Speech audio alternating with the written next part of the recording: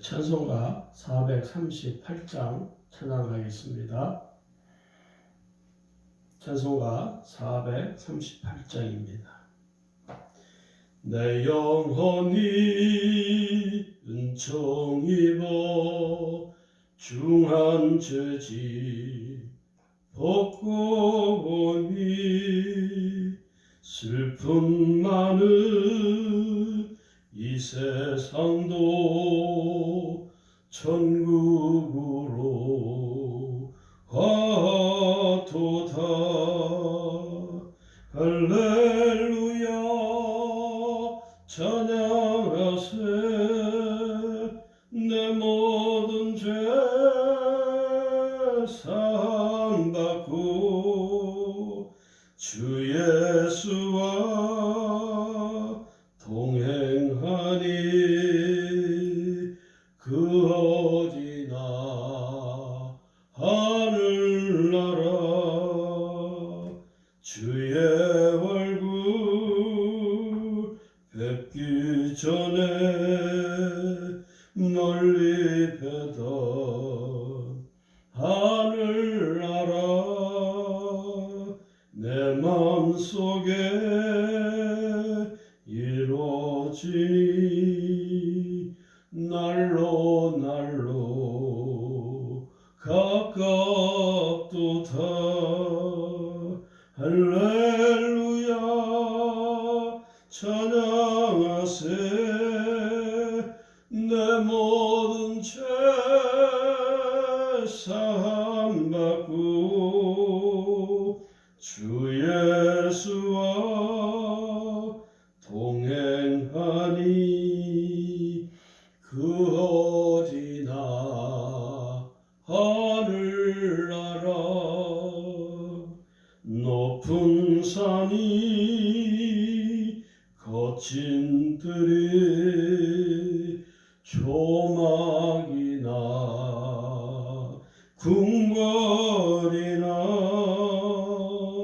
내 주 예수 모신 곳이 그 어디나 하늘나라. 할렐루야 찬양하세. 내 모든 죄 사함받고 주 예수와 동행하니 그 어디나 하늘나라.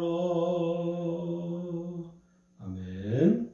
이 시간에 우리 함께 예배를 위해서 또 각자 집에서 기도 드릴 수 있기를 바랍니다. 말씀 듣기 전에 먼저 우리 함께 기도합니다. 하나님의 말씀은 구약성경 느헤미야 1장 1절에서 11절까지 보겠습니다. 구약성경 느헤미야 1장 1절에서 11절입니다. 제가 읽겠습니다. 하가라의 아들 느헤미야의 말이라. 아닥사스다 왕 제20년 기슬룰 월에 내가 수상궁에 있는데 내 형제들 가운데 하나인 하나니가 두어 사람과 함께 유다에서 내게 이르렀기로 내가 그 사로잡힘을 면하고 남아있는 유다와 예루살렘 사람들의 형편을 물은즉 그들이 내게 이르되 사로잡힘을 면하고 남아있는 자들이 그 지방 거기에서 큰 환난을 당하고 능욕을 받으며 예루살렘 성은 허물어지고 성문들은 불탔다 하는지라.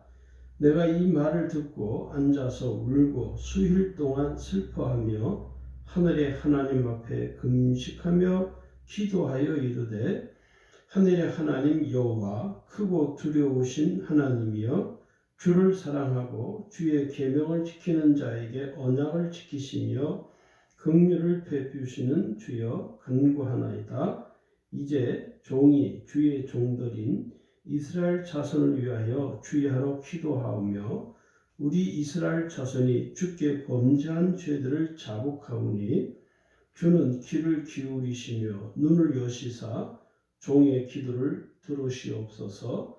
나와 내 아버지의 집이 범죄하여 주를 향하여 크게 악을 행하여 주께서 주의 종 모세에게 명령하신 계명과 율례와 규례를 지키지 아니하였나이다. 옛적에 주께서 주의 종 모세에게 명령하여 이르시되 만일 너희가 범죄하면 내가 너희를 여러 나라 가운데 흩을 것이요 만일 내게로 돌아와 내 계명을 지켜 행하면 너희 쫓긴 자가 하늘 끝에 있을지라도 내가 거기서부터 그들을 모아 내 이름을 두려고 택한 곳에 돌아오게 하리라 하신 말씀을 이제 청하건대 기억하옵소서. 이들은 주께서 일찍이 큰 권능과 강한 손으로 구속하신 주의 종들이요 주의 백성이니이다. 주여 구하오니 귀를 기울이사 종의 기도와 주의 이름을 경외하기를 기뻐하는 종들의 기도를 들으시고 오늘 종이 형통하여 이 사람 앞에서 은혜를 입게 하옵소서 하였나니 그때 내가 왕의 술 간원이 되었느니라. 아멘. 지금 대한민국 전체가 어려움과 또 공포 속에 하루하루를 지나고 있습니다. 경제적으로도 많은 어려움 가운데 있고 온 나라가 이 어려운 현실을 다 두려워하고 있죠. 우리 교회들도 성전에서 예배를 드리는 것이 어쩌면 많은 사람들에게 피해를 줄 수 있다는 자각이 되면서 많은 수많은 교회들이 예배에서 예배를 드리지 못하는 안타까운 일들이 벌어지고 있습니다. 우리 이 감리교도 우리 울산 지방의 모든 감리교들도 주일 예배와 또 수요 예배 모든 공적 예배와 공적 모임을 다 중단하는 것을 결의를 해서 지방의 이름으로 지금 모든 교회들이 동참을 하고 있습니다. 우리 교회도 오늘 이 수요 예배 성도들이 교회에 나오지 못하고 이렇게 또 동영상으로 인터넷으로 유튜브로 지금 예배를 드리고 있습니다. 성전에 와서 하나님 앞에 예배 드리는 것이 가장 귀한 일이지만 지금 현재 현실이 그렇지 못한 상황에 놓이기 때문에 여러분들 꼭 각자의 가정 집에서 예배 드리는 것을 교회에 나와서 예배 드리는 것처럼 그렇게 마음을 준비를 하시고 예배에 임하시기를 바랍니다. 오늘 말씀은 구약 성경 인물 32번째 이제 다음 주면 마지막 시리즈 마지막이죠. 오늘은 느헤미야에 관해서 말씀을 전하려고 합니다. 이 느헤미야는 이름의 이 의미는 여호와의 위로라는 의미를 가지고 있고요. 또한 이 느헤미야는 유다 지파 하가라의 아들이기도 하며 그 동생은 예루살렘의 통치자가 되었던 하나니입니다.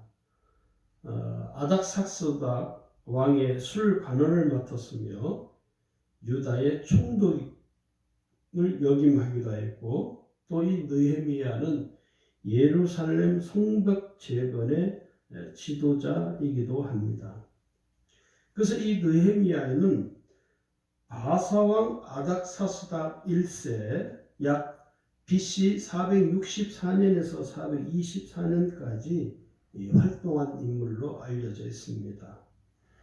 그 시대에 이 바사라는 나라는 애국을 이제 정복하고 헬라와의 이 평화 조약 등으로 그때의 주변 국가들에게 번영을 누리던 때라서 속국들에게는 이 바사가 아주 매우 간다한 정책을 펼쳤다고 그래요.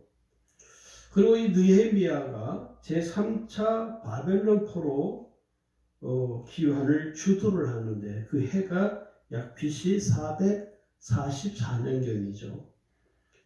국가를 회복하는데 상당한 영적 의미를 갖기 위해서 이 느헤미야는 예루살렘 성벽 재건 공사를 이룩하게 됩니다.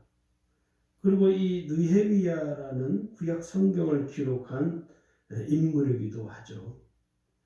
느헤미야는 유다 총독의 자리에서 물러난 이후에 아마도 지난 일들을 회상하면서 이 느헤미야서를 기록한 것으로 추측을 하고 있습니다. 그리고 이 느헤미야의 역사성은 요하난을 예루살렘의 대제사장으로 느헤미야의 대적인 이 산발랏이 느헤미야를 죽이려고 모함을 하기도 했죠. 이 산발렛의 아들들을 BC 408년경에 사마리아의 총독으로 기록을 하고 있습니다. 그러면서 이 엘리파틴 파피루스의 발견으로 느헤미야서는 느헤미야가 기록한 것으로 확정을 하고 있는 것이죠. 그리고 이 느헤미야는 용기가 있고 아주 지략이 뛰어난 지도자로 알려져 있습니다. 그리고 이 느헤미야는 자기 민족을 향한 하나님의 뜻이 무엇인지를 명확하게 알고 있기 때문에 이 바사 왕국에서의 안락한 모든 그 영하 부귀를 다 버리고 다시 예루살렘으로 귀향을 하는 포로들과 함께 이 예루살렘 성벽의 재건을 감당하게 되죠. 이 황폐해질 대로 쳐버린 이 예루살렘 성벽을 재건하는 일은 쉬운 일이 아닙니다. 많은 고난을 겪기도 하게 되는 것이죠. 그래서 이 느헤미야에게 있어서 두 가지 가장 큰 관심사가 뭐냐면 율법에 대한 충성과 다시 말해서 율법 신앙, 하나님 말씀 신앙으로 돌아가는 것과 예루살렘 성벽의 재건에 주력을 했다 하는 것입니다. 그리고 이 느헤미야는 매우 온화하고 아주 인정이 많은 사람이면서 이방인들과의 결혼 문제에 관해서는 조금도 뒤로 물러서지 않는, 타협하지 않는 엄격한 이 태도를 지켰다 하는 것입니다. 사람들에게는 이렇게 온순하고 정이 많지만 이방인과의 결혼하는 문제에 관해서, 다시 말해서 이스라엘 백성들이 이 이방인과 결혼하는 문제는요, 그것은 영적 간음과도 같은 것이거든요. 그렇기 때문에 느헤미야가 이방인과 결혼하는 문제에 관해서만큼은 엄격하게 말씀으로 엄격하게 지켰다 하는 것입니다. 그리고 느헤미야가 이 산발랏의 딸과 결혼한 대제사장의 이 손자를 내어 쫓아버립니다. 이 사건이 지금까지도 이 사마리아인과 유대인이 대대로 반목하게 되는, 서로 갈등을 관계에 직면하게 되는 계기가 되기도 했다 하는 것이죠.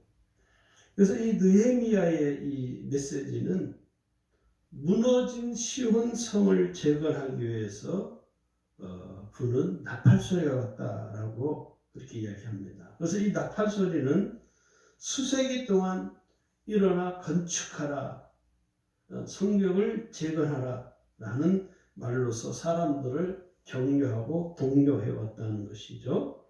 느헤미야보다도 더 어려운 고난에 직면해 본 사람은 아마 없을 것이다, 그렇게 학자들이 이야기를 해요. 백성들은 이 성벽을 쌓으면서도 적으로부터의 공격을 방어해야 되는, 안에서는 이 성벽을 재건하나 고달픈 삶을 살았고, 밖으로는 적들의 이 공격에 대해서 방어를 해야 되는 그런 입장에 보니까 그 당시에 사람들이 이스라엘 백성들 향하여 조소를 했어요. 야, 여우도 저런 성은 무너뜨릴 수 있다라는 이 야유와 조소를 했다 하는 것이에요. 그래서 이 적군의 공격으로 인해서 성전 건축이 이 중단되기도 하였지만 느헤미야는 끝까지 포기하지 않고 단념하지 않냐고 이 일을 추진했다는 것이죠. 그러면서 그 일로 인해서 그들은 뒤에 오는 모든 사람들에게, 후손들에게 중요한 이 신앙의 교훈, 또 이 삶의 교훈을 보여주고 있다 하는 것이죠.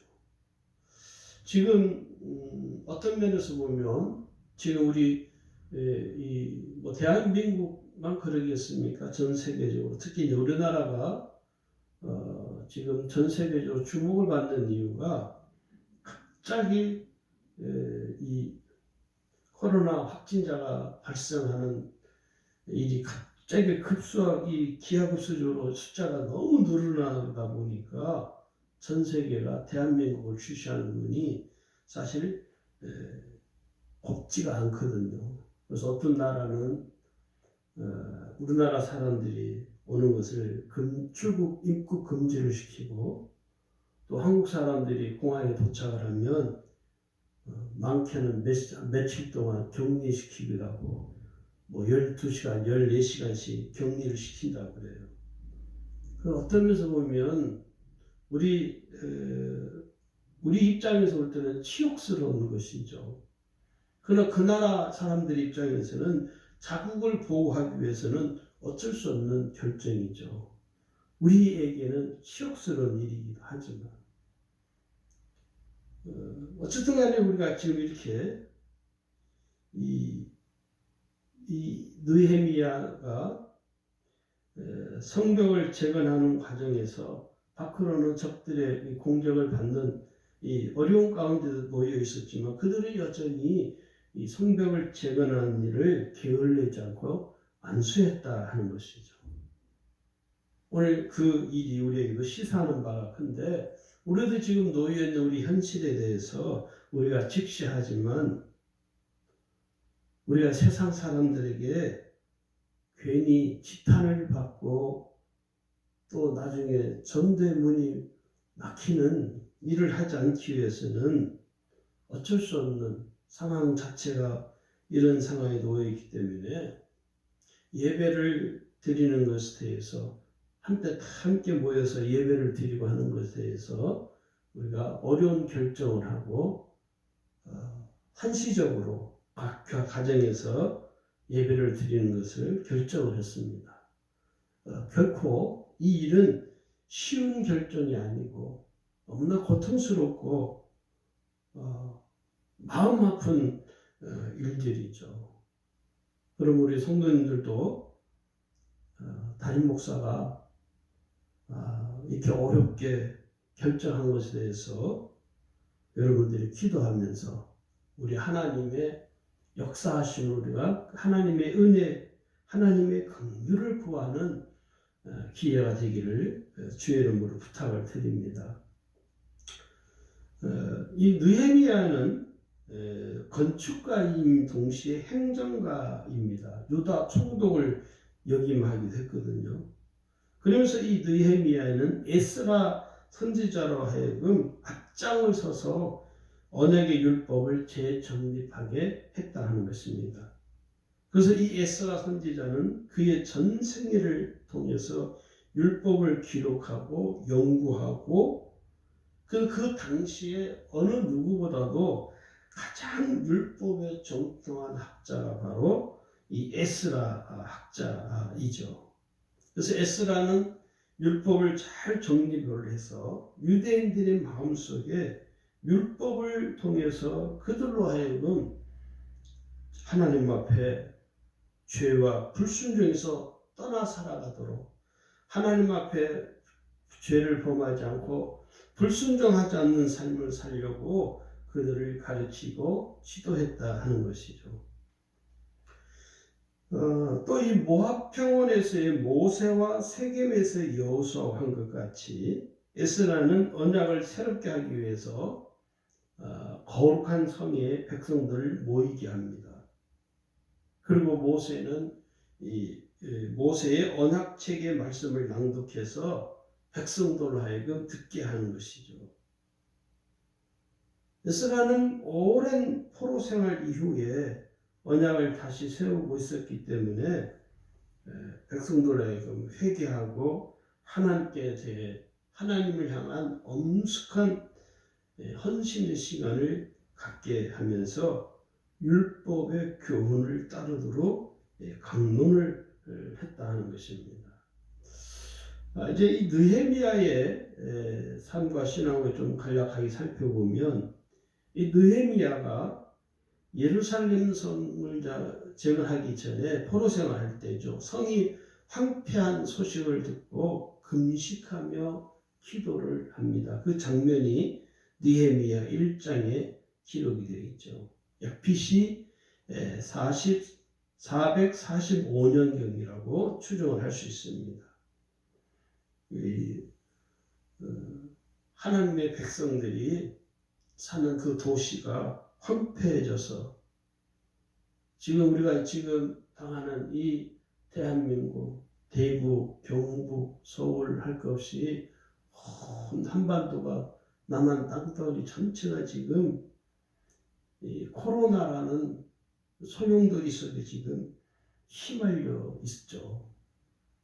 어떻게 보면 인간적으로 생각할 때는 도저히 벗어날 수 없을 것 같은 공포가 우리를 짓누르기도 하고, 이 시간들이 오래 갈 것처럼 여겨지는 이 두려움 속에 우리가 직면해 있습니다. 우리가 이때 하나님 앞에 우리가 해야 할 것은 다른 사람을 정죄하고 비난할 것이 아니라 하나님 앞에 우리가 각자가 하나님 앞에 무릎 꿇고 눈물로 하나님의 긍휼을 구해야 됩니다.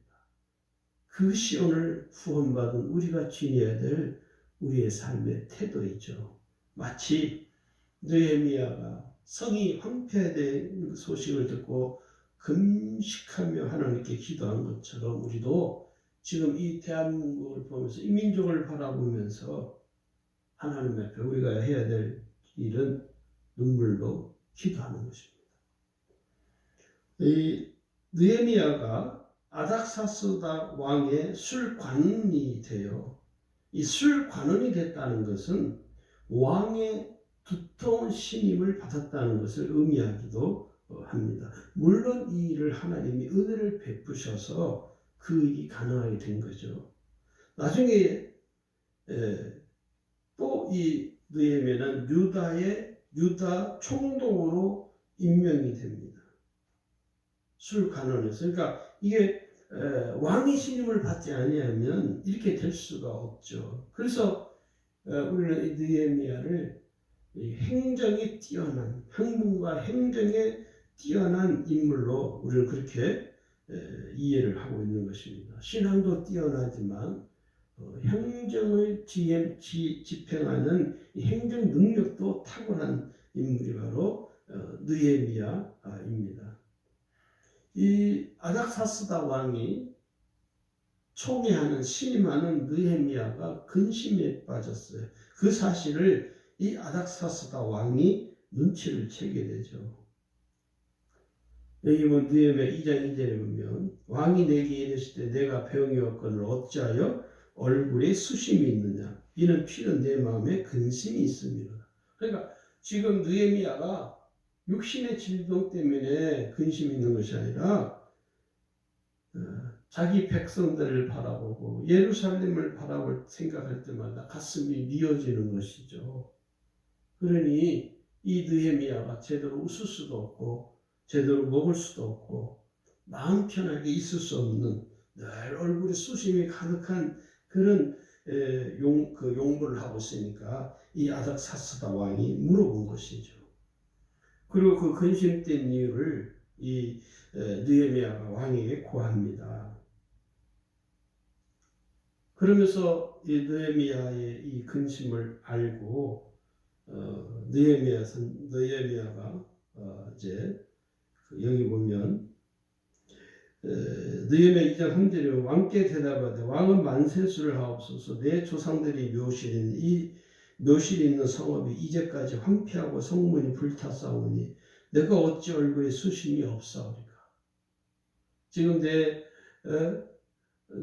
이 얼굴에 수심이 있는 이유는 성이 다 불타버리고 황폐해져서 내 마음도 불타버렸다, 이런 것이죠. 그리고 느헤미야가 1차 귀국 시 성벽 재건을 독려하게 됩니다. 그리고 성벽을 이스라엘 백성들이 재건을 하기 시작을 하죠. 그런데 그 성벽을 재건하는 와중에 이 성벽 재건을 방해하는 무리들이 있습니다. 느헤미야 4장 1절 3절이죠. 여기 보니까 산발랏이라는 인물이죠. 산발랏이 우리가 성을 건축한 사람을 듣고 크게 분노하여 유다 사람들을 비웃으며 자기 형제들과 사마리아 군대 앞에서 일러 말하되 이 미약한 유다 사람들이 하는 무엇인가 하면서 비꼬으면서 유다 백성들이 성벽을 재건하는 것을 방해하는 일이 벌어지게 되죠. 그리고 성벽 재건을 방해받는 이스라엘이 하나님께 기도를 올립니다. 성벽 재건하는 일을 통해서 서로 싸우게 되죠. 이 산발락과 이 느헤미야가 서로 아주 앙숙관계예요. 신앙생활은 이를 보면서 뭐냐면 신앙생활은 곧 영적 전쟁과 같은 것입니다. 날마다 우리가 이 영적 전쟁을 승리하려면 승리하지 못하면 온전한 신앙생활을 할 수가 없죠. 어떻게 보면 지금 이 코로나 이 문제도 눈에 보이는 것은 바이러스의 문제이지만 눈에 보이지 않는 악한 영과의 싸움이라고도 볼 수 있습니다. 그리고 우리는 영적 전쟁이라고 하죠. 그래서 우리가 이 영적 전쟁에서 반드시 승리할 것을 믿고 하나님께 구해야 됩니다. 그리고 이제 이 유다의 계획을 느헤미야가 주도를 하는데 느헤미야 5장에 보면 이 귀족들에 대해서 느헤미야가 조치를 취하게 되고요. 그러면서 느헤미야를 해하려고 하는 이 산발랏이 스마에게 뇌물을 주어서 느헤미야를 모함을 하고 위협하려고 하지만 그 계획이 실패로 돌아가게 됩니다. 그리고 느헤미야 6장 15절 16절에 가면 성벽을 재건하는 일을 완성하게 됩니다. 느헤미야가 1차 기환할 때 그 사람 수가 느헤미야 7장 전체에 기록이 되어 있습니다. 너무 많기 때문에 나중에 성경을 잘 보시면은 몇 명 엄청 많습니다. 약 BC 444년경이죠. 성벽 재건을 완성하고 난 이후에 느헤미야가 율법을 낭독하고 초막절을 지키게 됩니다. 에스라가 율법을 낭독하죠. 그리고 백성들이 기뻐하고 함께 모든 백성들이 초막절을 지키고, 그리고 백성들의 회개와 고백 기도가 느헤미야 9장에 기록이 되어 있습니다. 금식하며 회개하는 일이 일어나는 것이죠. 그래서 이 회개라는 것은요, 병든 신앙을 가진 사람은 회개하지 않습니다. 회개는 건강한 신앙을 가진 사람이 하는 거예요. 나의 죄를 회개하는 것은 건강하다는 것을 말하는 거예요.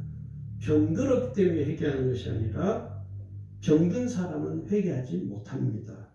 건강한 신앙을 가진 사람은 늘 자기의 죄를 하나님 앞에 아뢰을 수 있는 것이죠. 그래서 이 회개란 어떤 면에서는 회개는 뭐냐?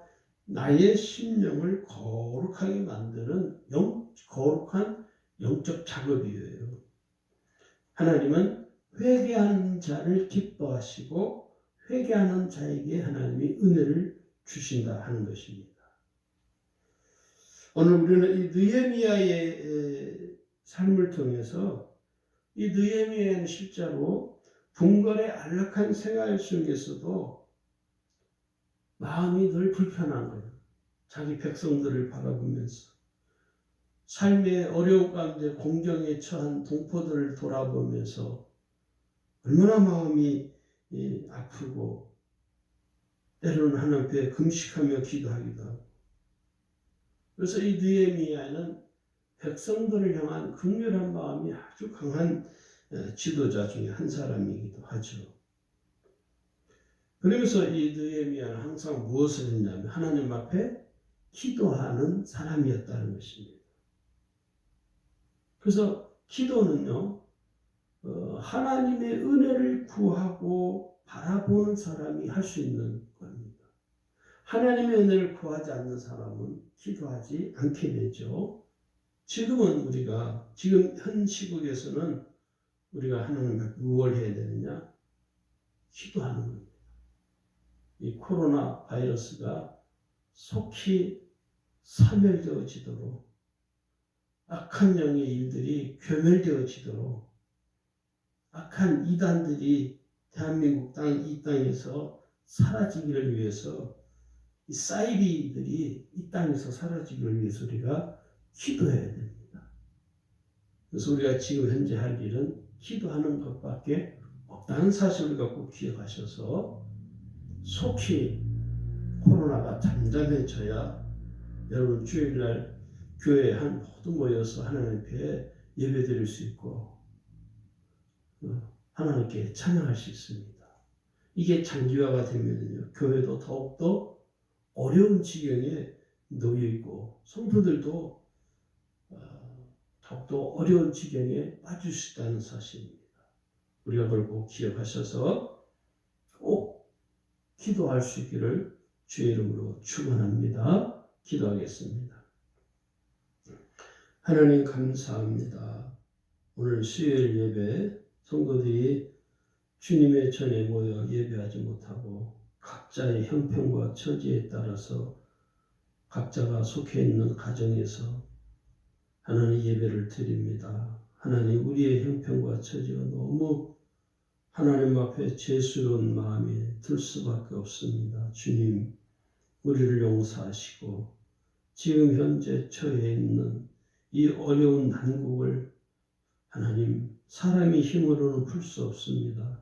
하나님께서 풀어주시고 하나님의 진노를 멈춰주시고 하나님 긍휼과 자비를 우리에게 베풀어 주셔서 코로나 바이러스가 완전히 괴멸되어지도록 소멸되어지는 은혜를 허락하시고 모든 것들이 정상화되어지도록 이 민족 위에 특별한 긍휼한 은혜를 더하시옵소서. 특별히 하나님 악한 이 사이비들이 이 신천지들이 하나님 활개를 칩니다. 저들을 잠재워 주시옵시고 하나님께서 반드시 우리에게 은혜를 베풀어 주시옵소서. 또 코로나 바이러스로 인하여 고통 중에 있는 사람들을 하나님 긍휼을 베풀어 주셔서 모두가 속히 정상적인 삶의 자리로 돌아갈 수 있도록 인도하여 주옵소서. 성도들을 기억하시고 하나님께서 항상 보호하여 주옵소서. 예수님 이름으로 기도합니다. 아멘. 하늘에 계신 우리 아버지여, 이름이 거룩히 여김을 받으시오며 나라가 임하옵시오며 뜻이 하늘에서 이루어진 것 같이 땅에서도 이루어지이다. 오늘날 우리에게 일용할 양식을 주옵시고 우리가 우리에게 죄진 자를 사하여 준 것 같이 우리의 죄를 사하여 주옵시고 우리를 시험에 들게 하지 마옵시며 다만 악에서 구하시옵소서. 나라와 근세와 영광이 아버지께 영원히 있사옵나이다. 아멘.